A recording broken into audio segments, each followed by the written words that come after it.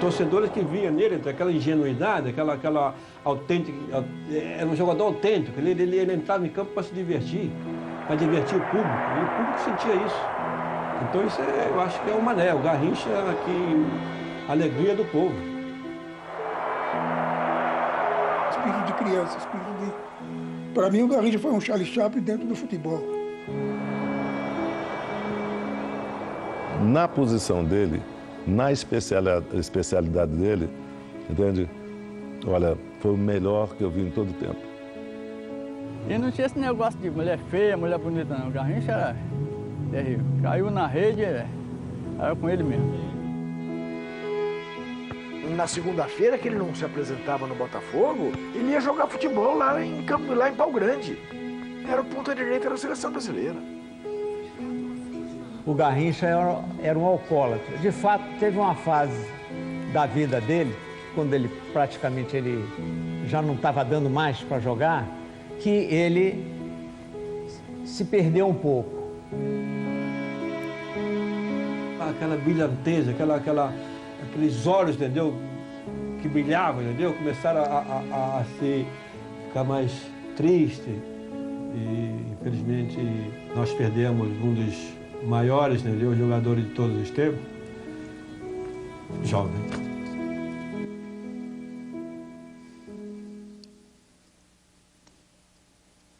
Suécia, 1958.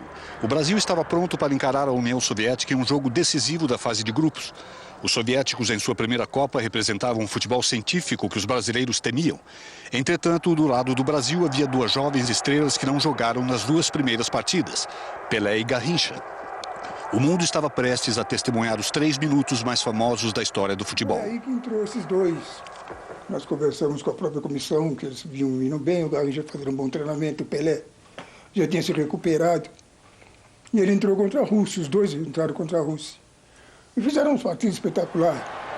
A atuação dos dois jogadores teve um impacto imediato, mas Garrincha, em particular, foi memorável. O controle de bola, a habilidade nos dribles e o jeito engraçado de correr davam um nó nos oponentes. Os soviéticos perderam por 2-0, mas naqueles 3 primeiros minutos o mundo testemunhou o surgimento de uma nova força no futebol. Garrincha, entretanto, não havia percebido a magnitude da ocasião, nem que o Brasil estava classificado à fase seguinte, e muito menos que havia mandado a União Soviética para casa. Pensar que tinha um segundo turno, inclusive os russos estavam perto da nossa concentração, eles foram desclassificados. E eles foram, no outro dia, né, foram se despedir que eles iam embora. Nós estávamos lá sentados, aí chegou aqueles, já tudo de gravata e tal, bem. Aí o Garrincha perguntou, quem são esses homens grandes? O russo que jogamos ontem. Eles já foram desclassificados. Aí o segundo turno não vai ter? Vai, tá bom, vai. Então a mentalidade, você vê a cabeça de seu Garrincha. Ele não tinha, vamos dizer assim, uma mesma responsabilidade, né, de um outro jogador da seleção, né? Mas ele, dentro da própria seleção, ele fazia as coisas dele, mas fazia para o bem. Isso é que era bom. O jeito irresponsável inicialmente custou a ele um lugar no time titular. Mas agora a habilidade nos dribles de Garrincha era crucial para o sucesso do Brasil. O Nilton Santos dá a bola para o Mané, aí jogava a bola para ele, ele ia na linha de fundo e dava para trás o Vavá, o Pelé, o pessoal vinha e fazia o gol. Muitas vezes ficava um jogador aqui, outro jogador aqui, 2, 3 jogadores, e ele driblava, ele tinha um arranque muito forte e passava por todo mundo. Para Garrincha, a final contra a Suécia era um jogo como outro qualquer. Poderia ter sido uma das peladas que ele regularmente jogava com os amigos na cidade de Natal, em Pau Grande. Mas novamente ele impressionou contra os oponentes. Ele driblava, ia para a linha de fundo, cruzava. Tanto que no último jogo contra a Suécia, ele fez 2 jogadas idênticas.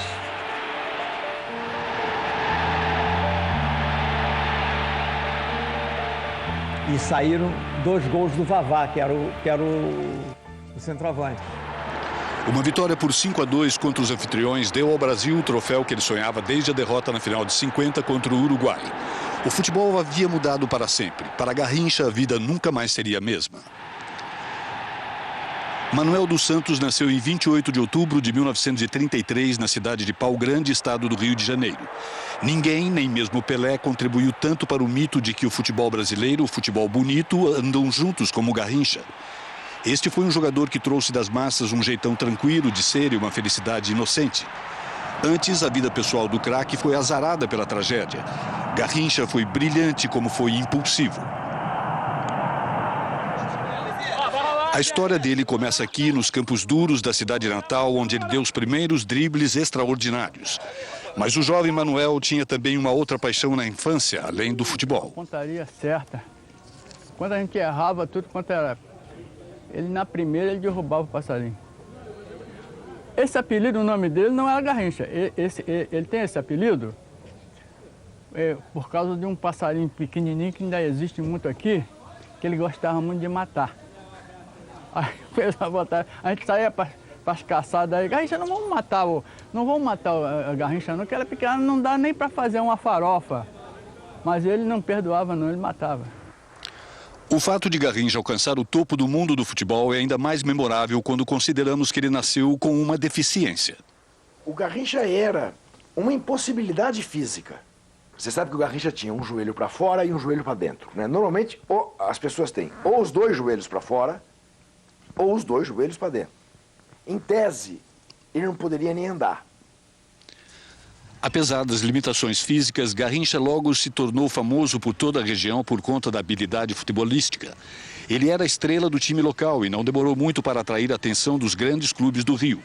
Entretanto, antes do Botafogo chamá-lo para um teste em 1953, ele havia sido rejeitado por uma porção de vezes em alguns clubes e estava desiludido. Ele, depois dessa decepção lá no São Cristóvão, no Fluminense, no Vasco, ele não queria ir mais nem para o Botafogo, porque ele achava que ia chegar lá e o pessoal ia começar a humilhar ele, chamar ele de tortinho, aleijado. Ele não queria mais ir, não. Quando o garoto das pernas tortas chegou ao campo de treino do Botafogo, ele foi imediatamente lançado para atuar contra o lateral esquerdo da seleção brasileira, Newton Santos. Botaram o Garrincha para treinar? Botaram por botar, porque viram ele com as pernas todas tortas, né? Vamos botar esse cara aí, botar o Newton Santos para marcar. Aí no treinamento ele foi lá, driblou o Newton Santos. Então o Newton Santos pegou o Garrincha depois do treino, levou ao presidente e falou: presidente, contrata esse cara aí porque eu não quero ele contra mim, não. No Botafogo, o Garrincha foi um fenômeno. Ele jogava com inocência e irresponsabilidade, aliando o prazer à genialidade.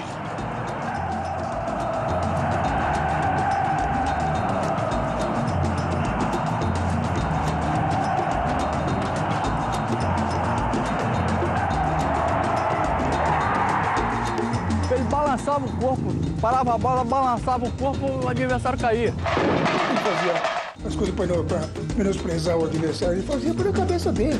Não tinha como marcar, ninguém conseguia pegar ele, marcar ele não. Quando o Mané pegava na bola, já sabia, entendeu? O público estava esperando o que ele ia fazer. Uma coisa, ele já nasceu para isso. E todo torto, com aquelas pernas todas confusas, aquilo acho que ajudava mais a confundir o adversário. A habilidade dele estava causando comparações com outra jovem estrela do futebol brasileiro. O Pelé e o Garrincha jogaram mais ou menos na seleção, mais ou menos 12 anos juntos, desde 58 até quando o Garrincha faleceu. Quando o Pelé e o Garrincha estavam jogando com a seleção brasileira, a seleção brasileira nunca perdeu, foi invicta. Como uma pessoa que não levava o futebol tão a sério, Garrincha logo estabeleceu a própria imagem de um brincalhão. Tinha uma mentalidade justamente de um garoto e não de um adulto. Ele estava sempre brincando, ele não levava nada a sério. E eu estava dando entrevista e chegou a hora da entrevista, cheio de salão, cheio de gente.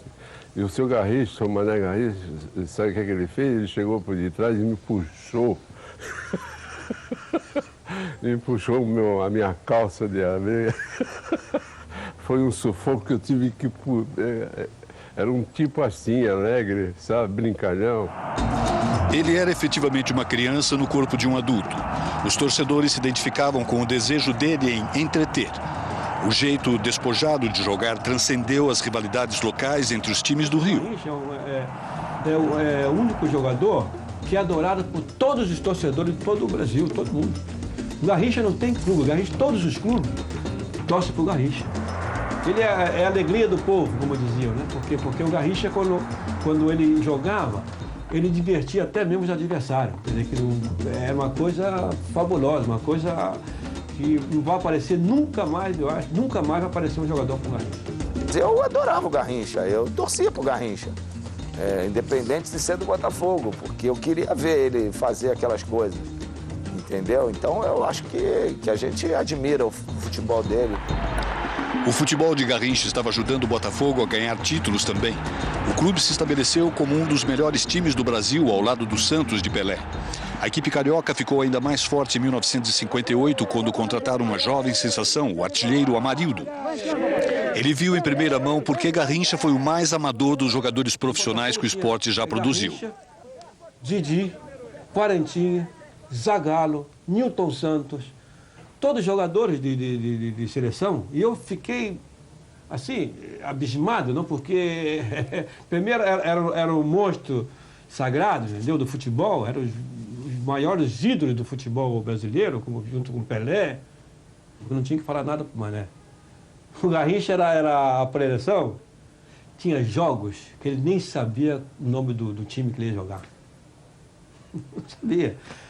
A preocupação dele era entrar em campo, ele sabia que ia jogar pelo Botafogo, sabia que tinha que ganhar, mas ele não sabia, muitas vezes não sabia com quem jogava. Com quem nós vamos jogar hoje? Hoje jogamos com o Vasco. Futebol para ele era uma diversão, né? Não era uma profissão séria, em que ele procurasse ganhar muito dinheiro, que o dinheiro que ele ganhava ele estourava.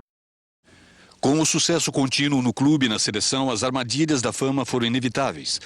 Mas Garrincha não tinha interesse de se tornar uma superestrela, voltando para casa sempre que a oportunidade aparecia. Embora casado com uma antiga paixão do bairro chamada Nair e pai de 8 crianças, o gênio das pernas tortas tinha fama de mulherengo e era grande apreciador de bebidas alcoólicas. Quando faltava aos treinos do Botafogo, ele só era achado em Pau Grande descansando ou com alguma garota que ele tivesse saído.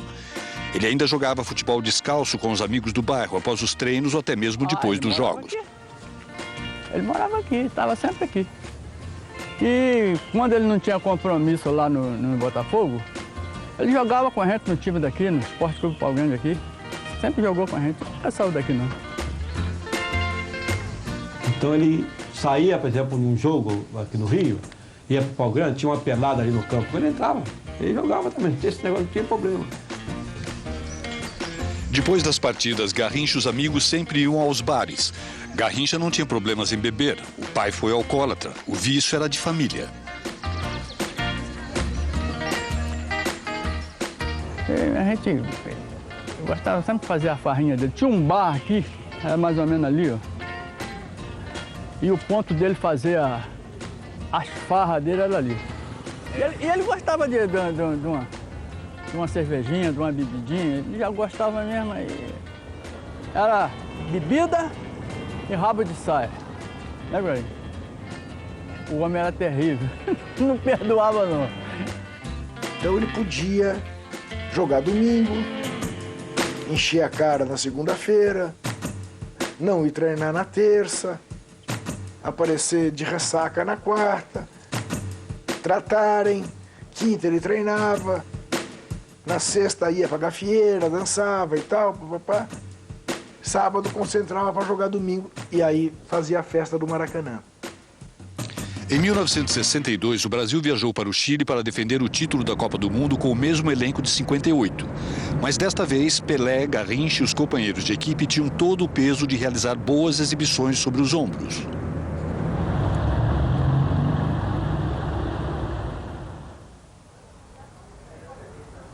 O Brasil em 62 chegou mais ou menos como favorito, né? Aí o Brasil foi descoberto em 58, né? O Brasil campeão do mundo, chegamos lá no Chile, mas com os mesmos dirigentes, com a mesma mentalidade, com o mesmo espírito de camaradagem. O jogador que mais se destacou realmente nesse campeonato mundial em 62 foi o Mané Garrincha, né? Ele teve uma atuação fora de série, o Mané Garrincha. Ele assumiu assim, a liderança, né, da seleção. A contusão de Pelé no segundo jogo significou que o Brasil estava sem a maior estrela para o restante da competição. Garrincha então saiu das sombras da maior celebridade da equipe e assumiu o posto de estrela. Foi o Garrincha que se deu conta, agora eu sou o ator principal. Agora eu não sou coadjuvante, eu sou protagonista.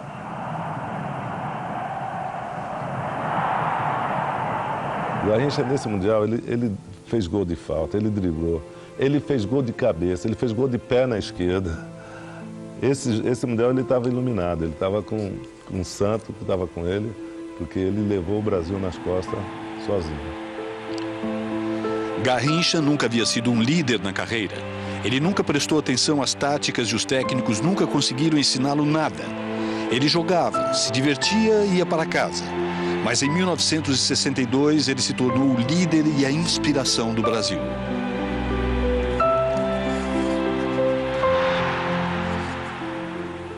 Ele fez coisas, entendeu?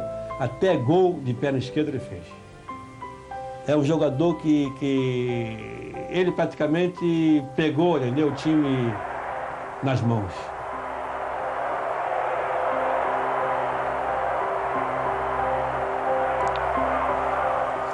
Ele tomou todas as responsabilidades, entendeu, do jogo. Então, realmente ele fez coisa que nunca vi fazer no Botafogo. Nas quartas de final, a Inglaterra sofreu com os truques, ritmos alucinantes e visão de jogo do craque para marcar gols. Ele marcou 2 no triunfo por 3-1. Fez uma partida excepcional. O Inglaterra tinha um time, entendeu? Fabuloso. Só que ele, sabe como é? Garrincha, para parar o Garrincha precisa de uma metralhadora. Vocês não tinham ali naquele momento. O Chile foi o adversário nas semis em mais uma atuação sensacional do Brasil. Mais uma vez, Garrincha deixou a marca dele em 2 oportunidades.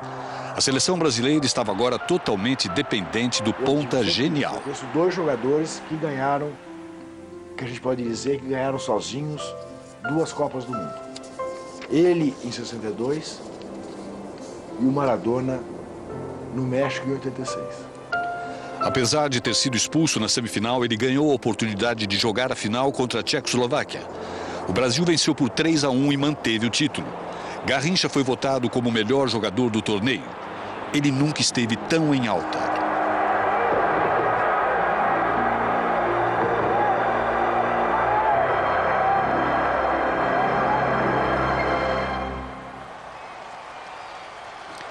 De volta ao Rio, a vida apenas melhorou. Ele ajudou o Botafogo a se sagrar campeão estadual com uma performance que muitos disseram ser a melhor na carreira do craque. Mas quando pareceu que Garrincha havia alcançado o pico máximo da carreira, as coisas começaram a sofrer uma virada trágica. A vida tranquila de Garrincha estava começando a ficar ameaçada. O Garrincha nunca mais foi o mesmo. A vida pessoal caótica não ajudou. Ele se envolveu em um affair problemático com a cantora Elza Soares. Essa paixão foi desvendada e o casal foi difamado. O herói de 1962 se tornava agora vilão público. E a situação ficou ainda mais preocupante, pois ele estava tendo problemas em campo. Garrincha sofreu uma lesão no joelho, da qual jamais se recuperou para valer. A partir do momento que ele se transformou na estrela que ele se transformou, e que ele passou a ser exigido nos contratos de excursão do Botafogo, o fato de ele não ser um atleta passou a fazer com que ele fosse tratado na base das injeções e tudo mais. E isso acabou com ele.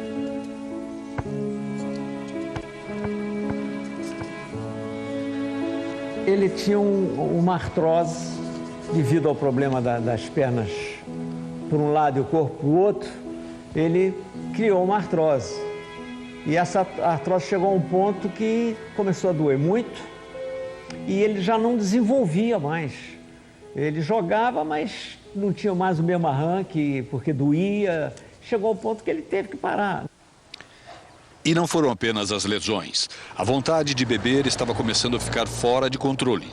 O jeito de criança e a tranquilidade eram coisa do passado. Isto agora o estava levando para a queda.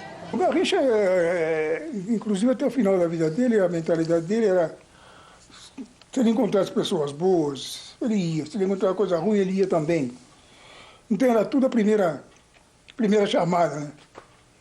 Garrincha, vamos lá na igreja. Então ele ia na igreja. Garrincha, vamos beber. Aí, agora, por mal, ixi, tem muita gente, foi o que aconteceu com ele.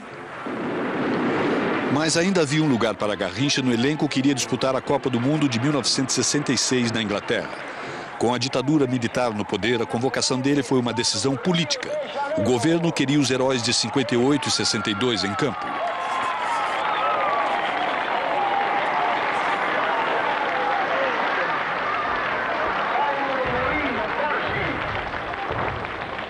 Em 66 já foi mais político, né?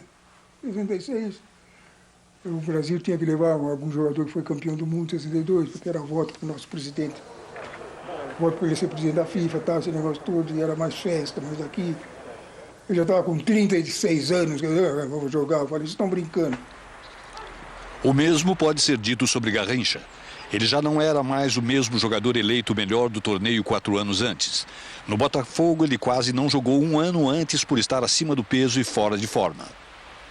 Teve 66, quando ele já estava praticamente, foi a Copa de 66 que ele jogou já, mas já estava já no final de carreira, mas sempre é o Garrincha. Para mim, o que ele fazia naquele espaço de campo, ninguém fez até hoje. Ele poderia ainda produzir lances geniais. Uma falta incrível contra a Bulgária no jogo de estreia era prova disso. Mas o toque e a velocidade tinham abandonado ele. Nunca mais jogaria pelo Brasil novamente. Garrincha, o craque, estava acabado.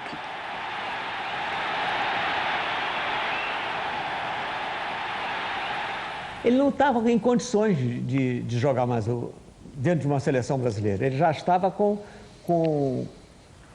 o joelho já estourado e veio e ainda continuou jogando, sem condição, jogando, mas não era mais o Garrincha que todos nós víamos jogar. Ele foi outro totalmente. Ele era agora uma lembrança do que fora antes.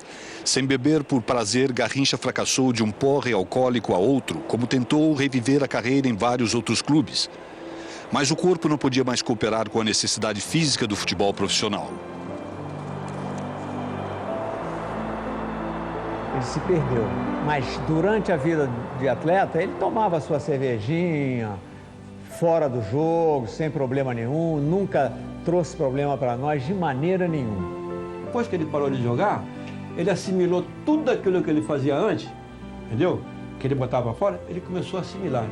Foi sofrendo coisa que ele antigamente, né, ele não sofria. Então isso foi um abatimento até moral, entendeu? Para ele. A depressão logo se transformou em problemas mais graves. Em abril de 69, o anjo das pernas tortas sofreu um acidente de carro que matou a sogra sentada no banco do passageiro.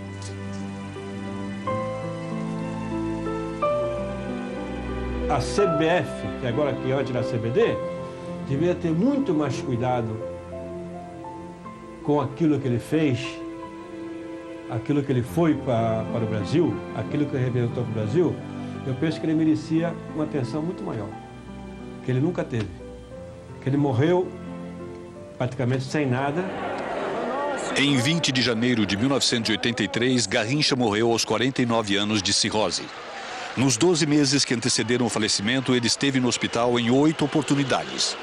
Antes da morte, o corpo do craque rejeitava qualquer coisa que não fosse alcoólica. O Brasil estava de luto pela morte do herói Mané Garrincha, a alegria do povo. Igual o Garrincha, eu não vou ver. Quem viu, viu. Quem não viu, não vai ver mais.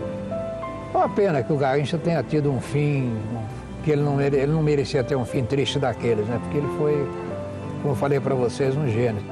Os outros craques são excepcionais, mas não são gênios.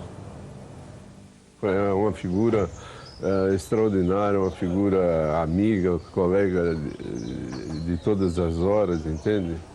E que Deus põe em bom lugar a alma do Mané Garrincha, né?